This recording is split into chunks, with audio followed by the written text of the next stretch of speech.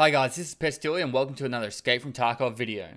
Today we're going to be covering communication and working as a team, and then how to use this information to have the most efficient way of playing in team environments, for example on Factory or any map really in Tarkov, but also these skills can be used in other games like Counter-Strike, Rainbow Six Siege, etc.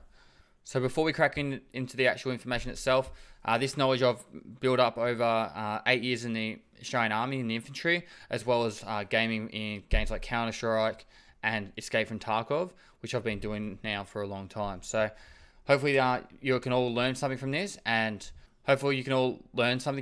maybe even fine-tune some of the things you're already doing to make it that little bit better. So first of all, we'll go into how we should communicate. So every time you talk to someone over Discord or whatever communication platform you use, it's the best way to do it is to try and keep your information short and precise as possible. So a good example would be, I'm currently at 1986, heading up the staircase, moving towards hole in the wall. Bam. Like, you've just got all the information you need. There's no fluff. You've got everything there. So that will move into our next point, call outs. So when you go through a map, you need to be able to say where you spawn, everywhere you're going, and be able to describe where the enemy is quickly. And so you'll learn these callouts. It doesn't really matter what they're called, as long as you and the person you're playing with understands all the callouts for the map. Here's an example of callout once you spawn. Barrels. Red blinker. Red blinker. Solo. Pushing barrels through doors. Yeah, I'm going up the ramp. Little late spawn. Really? I'm not in yet. Oh, there we go. I'm red blinker. Solo. Right. Here's a bad example of a callout when you spawn. Try and kill some people. I'm at that ramp that's like got a bend. I'm at the one where you can go, you know, two ways with like the light thingo. The blinky light thing. Yeah, yeah. Righto. Which way do I go? I'm pushing across the open. I'm just gonna go left. So this information leads into our next point, sound.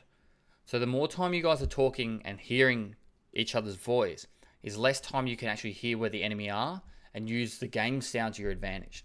Now, 9 times out of 10, you'll find people from sound before you actually see them. So having no one talking is actually more of an advantage than having too much like jibber jabber going on and you can't hear anything. So here's a couple of examples of what's a good example of using communications, and then obviously too much just chitter chatter bullshit and not getting to the point. I'm going to push to 86 and then go up. Yeah, I'm just waiting and watching the hallway at the moment.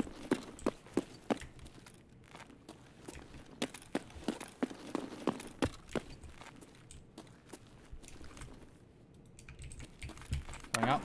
Alright, I'm pushing up the hallway. Alright, you're in the open, are you? Yep. No, I went back into some corridor. I'm back in the open again now. Is that you there? I'm wiggling. Yeah, that's me. I was about to say I come up a staircase thingy. Righto. I'm just going to push over to this other staircase over here. Yeah, I'm gonna go in this one over here.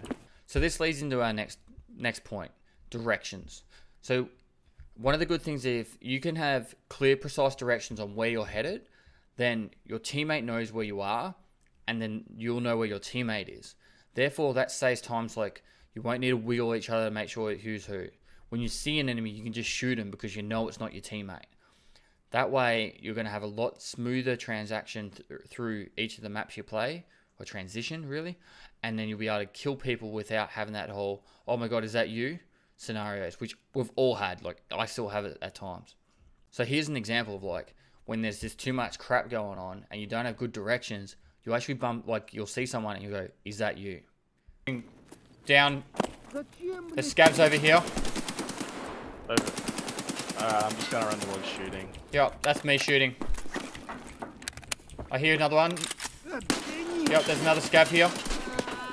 Are you up? Is that you up there? On the ground? I'm wiggling. Yeah. I'm wiggling too. Yep. Now we all know the wiggle, but the wiggle can also be a dangerous thing because you're too busy wiggling to have enough time to shoot people. So this goes on to my next thing for sighting enemy. When you see an enemy, if you've got good communication, you will shoot first.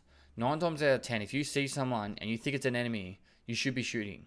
The only times you don't want to shoot and then give communication later is when you've got an ambush attempt. So for example, you're on customs on a high point, you can see someone, you know, on top of construction, and you can you'll see them like standing there. They might be moving around a lot, so you don't have a chance to get a good shot off, but because you're at such a big distance, well, then you can go to your team. All right, there's one person on top of construction, and we can get him as soon as we're like. You can start building a plan to kill him, or ambush him, or do a flank, however you want to do it. However, if you're in factory, 9 times out of 10, you go around a corner. You're not going to be going enemy near pumping station. You're going to be just like shoot.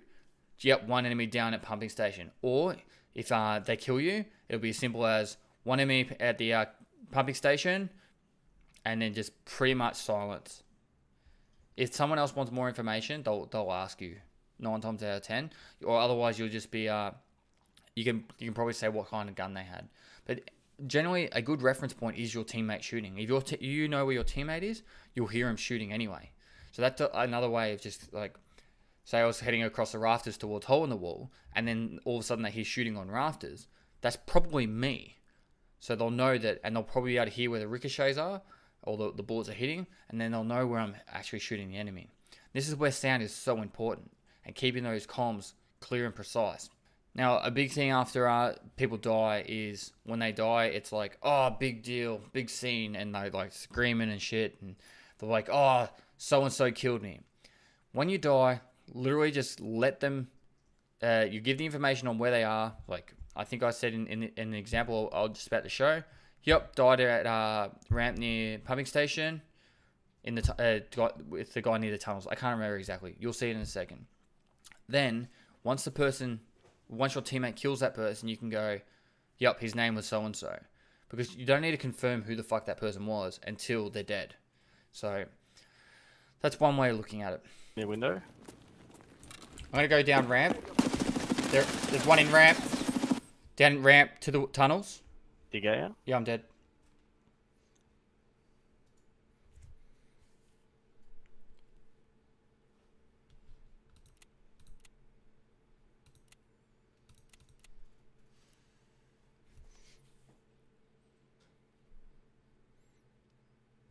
I got him. Good job. Super Maxi. Tell you in a sec.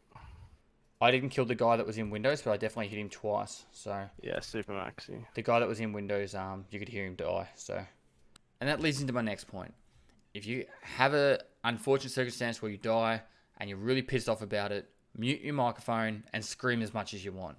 Let your teammates do what they need to do to kill the person. So nothing's going to help you more than experience playing with the same person.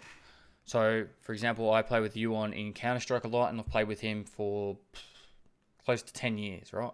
So, all that experience from Counter-Strike leads straight over to Escape from Tarkov. So, when we play on Factory, which is what you've been seeing these clips from, our communication is already well and truly to the point. So, the bad example is us trying to show you bad examples. However, we try and keep everything to the point and precise. And from that, it actually leads into my next point, which is supporting your teammate. So everyone should know this from Counter-Strike if you play Counter-Strike, but if you die, it needs to be a trade. Like 9 times out of 10, if you're going to die, the other guy has to die with you. So always try and be in positions where you're supporting your teammate either by a flank or approaching from just like a slightly different angle. So therefore, if you die, or in an unfortunate circumstance where you die, you can hit them and finish them off. Your teammate can hit them and finish them off effectively. So one other point I'd like to bring up is if you're playing in groups above 2 and you're going into like trios or bigger, it's very easy for people to want to talk and say everything. Like they want to moving this way or doing whatever. Things will develop over time as you work together as a team. However, the less information you can do and just you have the sixth sense of knowing where people are or you learn the habits of people, that is going to help you a lot more than just constantly spamming the comms over the radio. Now, Escape from Tarkov is a very unforgiving game when it comes to bad comms, because you'll get into situations where, is that you, is this me, who the hell is that? And then you'll die and you'll lose half your squad just to bad communication. So I would highly advise probably starting off as duos and building up to trios and bigger squads. However, it's still fun to still go out in a group of 5 and try and find ways to clear the map that way. I guess a good way of doing it, for example, would be on customs. Maybe send a couple of yous to dorms, while the other two or three go through construction. And then that way you can support each other also by size. So if you enter construction, there's someone towards the bus depot, the guys over from dorms can hit them from the side. And that's just another way of approaching the game. So I hope this information was helpful. It's more of a short video, but it's definitely a pertinent thing, particularly for people that are working in teams and like to play with their mates and want to have a better experience and less time dying to silly shit like not knowing a call out. So guys, I hope you found this information useful. If you like this video, give it a thumbs up, subscribe for future content. The next episode of The Pews will be either out Friday night or Saturday morning, so get excited for that. I've already got heaps of highlights clipped and ready to go on that. And guys, I know this wipe is still taking ages to happen, but maintain the rage, and I'll see you next time.